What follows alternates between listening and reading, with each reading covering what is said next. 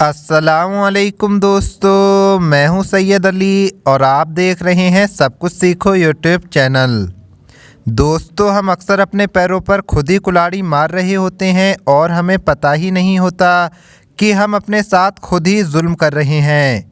याद रहे कि हम अपने घरों में बहुत से ऐसे काम कर रहे होते हैं जो हमारे घर से बरकत को ख़त्म करने का सबब बनते हैं और हमें उनके बारे में पता भी नहीं होता, बल्कि हम शिकवे शिकायतें करते हैं कि हमारे घर में बेबरकती है, बेसुकूनी है और तंगदस्ती के डेरे हैं। आज की इस वीडियो में हम आपको इस्लामी तालीमात की रोशनी में 10 ऐसे कामों के बारे में बताने जा रहे हैं कि जो काम हमारे घर से बरकत को ख़त्म करने वाले हैं। इस वीडियो को आखिर तक ज़रूर देखें ताकि आपको पता चल सके कि कहीं आपके तो घर में कोई ऐसे काम नहीं हो रहे हैं। लेकिन प्यारे दोस्तों, इससे पहले हम वीडियो का मुकम्मल तरीके से आगाज़ करें, आपसे एक छोटी सी गुजारिश है कि आप हमारे चैनल को सब्सक्राइब करके बेल आइकन ज़रूर दबा दें। तो चलिए वीडियो शुरू करते हैं। दोस्तों, याद रहे कि अगर इंसान की ज़िंदगी में बरकत हो तो इंसान की ज़िंदगी मौजूदा नेमतों में बड़ी पुरसुकून गुजरती है, और अगर इंसान की ज़िंदगी में बरकत ना हो तो इंसान के पास सब कुछ होने के बावजूद भी इंसान को ये महसूस होता है जैसे उसके पास कुछ नहीं है, उसकी ज़िंदगी में सुकून नहीं होता। इसलिए चाहिए कि ज़िंदगी में ऐसे कामों से बचा जाए जो इंसान की ज़िंदगी से और घर से बरकत को ख़त्म कर देते हैं। अब जिन 10 कामों के बारे में हम आपको बताने जा रहे हैं, ये हमने मुख्तलिफ मुतालों के निचोड़ से इकट्ठा किए हैं, तो आप इन्हें गौर से सुनें और इनसे बचें। दोस्तों, इसमें सबसे पहला काम है अंधेरे में खाना खाना। याद रहे, अंधेरे में खाना खाना शैतान का काम है। इंसान को चाहिए कि वो रोशनी में खाना खाए, क्योंकि अंधेरे में बैठकर खाना खाने से कोई ऐसी चीज़ गिर सकती है जो नुकसान का सबब बन सकती है, और ये न सिर्फ खाने वाले के लिए नुकसान का बाइस बन सकती है, बल्कि इससे पूरे घर को परेशानी हो सकती है और इससे खाना ज़ाया यानी बेकार होने का भी अंदेशा है। और याद रहे, जिस घर में खाना ज़ाया किया जाता है उस घर में परेशानी आती है और बरकत ख़त्म हो जाती है। नंबर 2 पर है रात में झाड़ू देना। याद रहे, झाड़ू देना या कपड़े धोना ये दिन के काम होते हैं, रात के नहीं। अल्लाह पाक ने रात को सुकून के लिए पैदा किया है और दिन को काम करने के लिए बनाया है। इसलिए दिन के काम दिन में करने चाहिए और रात के काम रात में। जब दिन के काम रात में और रात के काम दिन में किए जाएंगे तो घर में परेशानी आएगी। यहाँ एक बात समझने की है कि बाअमरे मजबूरी यानी किसी मजबूरी के तहत रात को या शाम में झाड़ू लगाया जा सकता है। मसलन किसी वजह से घर में गंदगी हो गई है तो झाड़ू लगाकर या कपड़े से इसे साफ़ कर दें, लेकिन याद रहे कि रात को झाड़ू देने की आदत ना बनाएं। नंबर 3 पर जो काम है वो है फूंक मारकर चिराग बुझाना। याद रहे, चिराग को फूंक मारकर बुझाने से मना किया गया है। जब कभी ज़रा आपको चिराग बुझाने की ज़रूरत पड़े तो उसको हाथ की हवा से या किसी और तरह से बुझाना चाहिए, ना कि मुंह के साथ फूंक मारकर। इस काम को भी बेबरकती का सबब कहा गया है। नंबर 4 पर जो काम है वो है झूठ बोलना।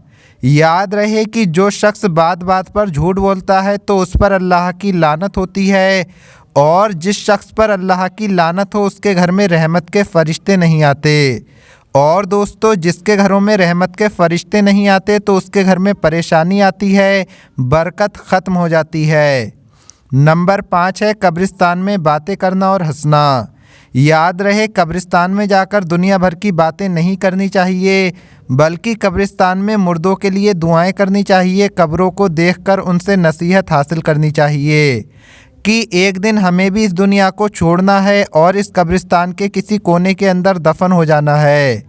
याद रहे, जितनी देर भी कब्रिस्तान में रहे तो अल्लाह पाक का जिक्र करे, ज़्यादा से ज़्यादा कुरान पाक पढ़ना चाहिए और दुरूद शरीफ पढ़कर इसका सवाब मुर्दों को हदिया करे। नंबर 7 पर जो काम है वो है दिल और दिमाग में हर वक्त बुरे ख्यालात रखना।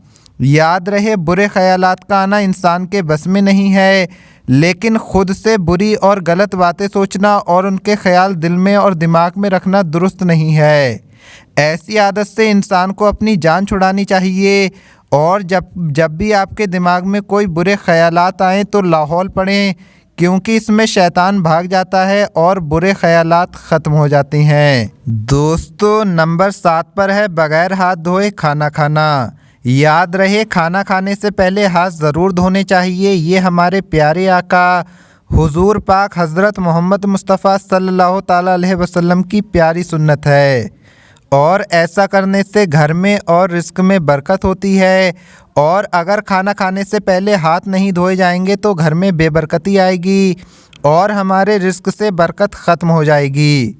इसलिए चाहिए कि खाने से पहले और बाद में हाथ धोने का एहतमाम करें।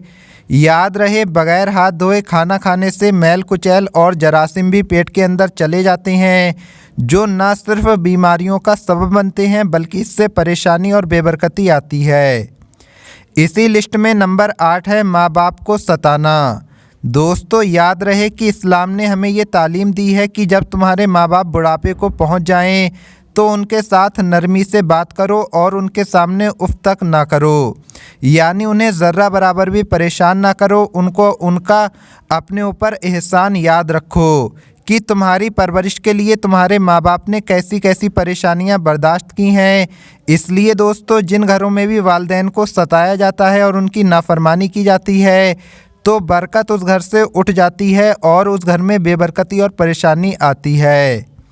प्यारे दोस्तों नंबर 9 पर जो काम है वो है मकड़ी के जाले, यानी घर में मकड़ी का जाला छोड़ना। याद रहे जिस घर में मकड़ी के जाले छोड़े जाते हैं और सफाई का ख्याल नहीं किया जाता है तो ऐसे घर में भी बरकत नहीं होती। इसलिए चाहिए कि घर से मकड़ी के जालों को साफ़ किया जाए।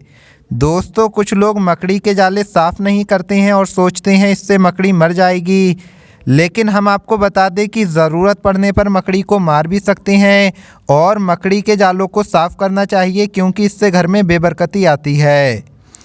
दोस्तों नंबर 10 पर है अल्लाह पाक का शुक्र अदा ना करना, यानी अल्लाह की दी हुई नेमतें इस्तेमाल करने के बाद खाना खाने के बाद अल्लाह का शुक्र अदा ना करना।